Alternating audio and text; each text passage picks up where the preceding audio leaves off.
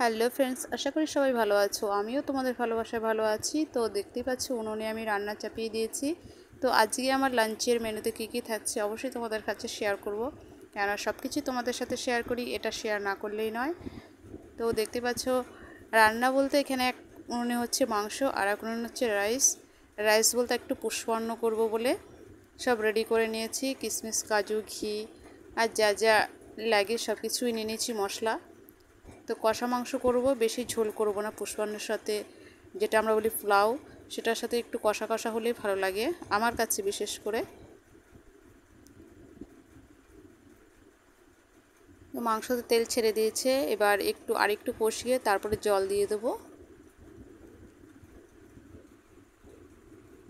আর এখানে আমি কিশমিশ, কাজু একটু ঘি দিয়ে ভেজে নিচ্ছি, কেননা রাইসটা হয়ে গেছে। একটু কালার ফুড দিয়ে এবার নামিয়ে নেব ফুড কালার দিয়ে।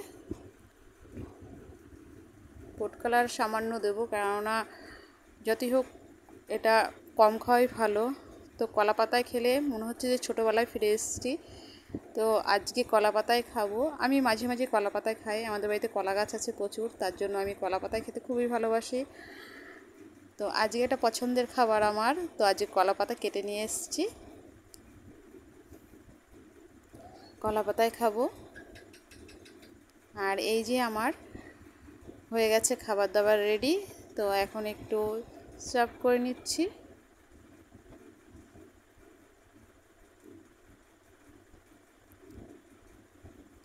প্রচুর গরম পড়েছে, কি খাবো ভেবে উঠতে পারছিলাম না। তো অনেক দিন ধরেই ভাবছি খাবো খাবো, বাট খাওয়ার হয়ে উঠছিল না, টাইম পাচ্ছিলাম না বলে। তো আজকে আমার ছুটি আছে, তাই করে নিলাম যে আজকেই খেয়ে নিই। কেননা সব কিছু এনে রেখে দিয়েছিলাম ঘরে, স্টোর করে সব কিছু রেখে দিই ঘরে, কেননা কখন কে আসে তার জন্য।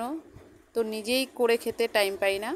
তো আজকে করেই ফেলেছি একটু পোলাও আর কষা মাংস, সেই মতো রান্না করে খেতেও বসে গেছি, কারণ আমার খুব ফেভারিট। কার কার ভালো লাগে এটা অবশ্যই আমাকে জানিও। ভিডিওটা ভালো লাগে লাইক কমেন্ট শেয়ার করে অবশ্যই একটা সাবস্ক্রাইব করে দিও, যাতে আরও ভালো ভালো ভিডিও আনতে পারি আমি। আর কলা পাতা কে কে ভালো লাগে খেতে, কার কার অবশ্যই আমাকে জানাবে। এই ভিডিওটা এই পর্যন্ত, ভালো থেকো, সুস্থ থেকো, বাই বাই।